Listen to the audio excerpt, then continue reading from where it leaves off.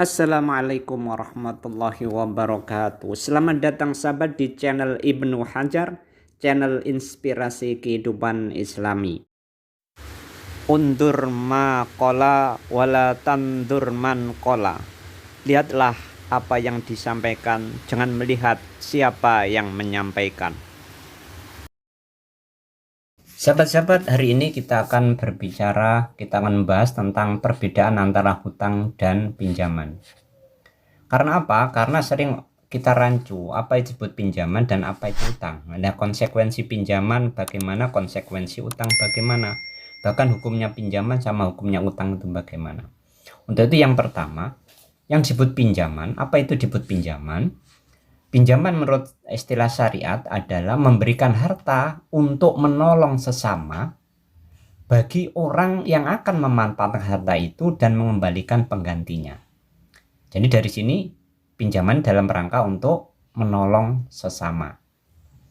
Atau kata lain bisa dikatakan bahwa yang disebut pinjaman itu harta yang diberikan kepada seseorang agar dia mengembalikan dengan harta yang semisal.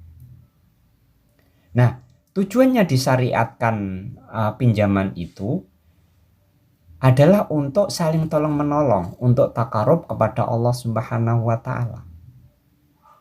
Karena orang yang mencari pinjaman itu pasti mereka itu membutuhkan, ada kebutuhan. Sehingga memberikan pinjaman itu hukumnya jadi sunnah sebagaimana hukum infak maupun sedekah. Sebagaimana kata Rasulullah SAW bahwa diriwayatkan oleh Imam Ibnu Ibn dan Ibnu Majah, Rasulullah bersabda bahwa ma min muslimin yukridu musliman qardon marotaini ila kana ka sadaqatiha marotan. Tidak seorang muslim pun yang meminjami saudara lain muslim yang lain dengan suatu pinjaman sebanyak 2 kali, kecuali dia akan seperti memberikan sedekah atau sedekah sekali. Jadi memberikan pinjaman 2 kali itu dianggap oleh Allah nanti seperti sedekah sekali. Artinya itu memang diperintahkan, memang dinilai dapat pahala dari Allah Subhanahu wa taala, sehingga mereka itu akan dapat pahala. Maka hukumnya adalah sunnah sebagaimana sedekah, sebagaimana infak. Yang kedua itu bagi yang memberikan pinjaman. Bagaimana orang yang mencari pinjaman? Ustaz Taqiyuddin An-Nabhani juga menganggap itu ada sesuatu yang sunnah karena pernah dilakukan oleh Rasulullah. Di samping itu, orang akan membutuhkan pinjaman itu tidak mungkin meminjam kecuali ada kebutuhan. Kebutuhan apa? Kebutuhan pokok yang mendesak. Maka di dalam Islam ketika ada kebutuhan-kebutuhan itu disunahkan untuk meminjam. Dari Rasulullah SAW dalam kitab As-Sadaqah, Ibnu Majah menuliskan sebuah hadis dari Anas bin Malik. Rasulullah SAW sabda, aku melihat pada waktu malam diisrakan. Pada pintu surga tertulis sedekah dibalas 10 kali lipat. Dan pinjaman dibalas dengan 18 kali lipat. Aku bertanya, wahai Roh Jibril, mengapa pinjaman itu lebih utama daripada sedekah?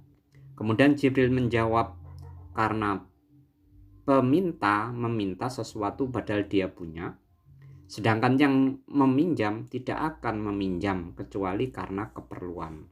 Hadis riwayat Ibnu Majah. Terkait dengan manfaat dari pinjaman, maka segala manfaat dari pinjaman itu diharamkan, sehingga bunga riba itu tidak boleh. Kemudian manfaat apapun dari pinjaman itu juga tidak diperbolehkan. Bahkan Rasulullah sendiri pernah bersabda, andai kata orang mengasih hadiah karena pinjaman, itu juga dilarang diterima oleh kita. Oleh karena itu sahabat-sahabat, inilah terkait dengan pinjaman. Terus yang kedua, terkait dengan utang atau hutang. Apa itu hutang? Hutang adalah sesuatu harta yang telah menjadi tanggungan seseorang. Jadi harta yang telah menjadi tanggungan karena apa? Bisa jadi karena adanya akad, atau karena adanya perusakan, atau karena adanya peminjaman. Jadi awalnya pinjam, kemudian bagi yang meminjam itu menjadi utang. Jadi utang adalah harta yang telah tetap dalam tanggungan karena adanya akad, atau karena ada perusakan, atau karena adanya peminjaman. Jadi utang itu termasuk di dalamnya adalah peminjaman. Peminjaman itu termasuk utang, tapi utang belum tentu peminjaman. Sekali lagi saya ulangi bahwa peminjaman itu termasuk utang, tapi tidak semua utang itu peminjaman. Jadi utang itu sifatnya adalah umum. Nah, dari uraian ini bisa kita pahami, jadi utang itu karena adanya akad-akad yang lain. Contohnya ketika orang akad jual beli, kemudian nggak bisa beli cash, kemudian terjadi kredit, maka tanggungan dari si pembeli nanti jadi utang. Juga karena misalkan seseorang meminjam sebuah motor, kemudian motor itu rusak karena dia, maka dia punya tanggungan mengganti motor itu, dan inilah yang kemudian dikatakan utang bagi orang tadi. Begitu juga terkait dengan akad yang lain, misalkan akad nikah ada mahar. Ketika mahar itu nggak bisa tunai menjadi utang, maka dia bagi pengantin tadi menjadikan akad itu jadi utang.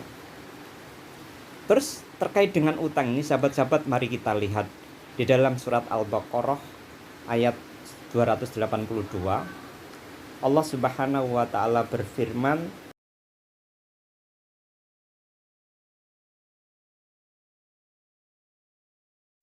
surat Al-Baqarah ayat 282, Allah Subhanahu wa taala berfirman, ya ayyuhalladzina amanu idza tadayyantum bidainin ila ajalin musamma faktubuhu. Artinya, wahai orang-orang yang beriman, apabila kamu melakukan utang piutang atau untuk waktu yang tertentu, hendaklah kamu menuliskan. Dari ayat ini bisa kita pahami bahwa utang, maka di situ ada dain, utang itu bisa terkait dengan akad-akad jual beli atau muamalah. Yang berikutnya, sahabat, terkait dengan hukum utang bagaimana? Hukumnya itu adalah mubah atau jaiz, atau istilahnya boleh. Artinya lakukan akad apapun, akad nikah juga boleh utang, ketika akad pinjaman juga boleh utang, ketika akad jual beli juga boleh utang. Karena hukumnya boleh, maka ada 3 syarat yang harus kita pahami. Yang pertama, bahwa syaratnya pihak yang berutang berniat untuk melunasi utang itu.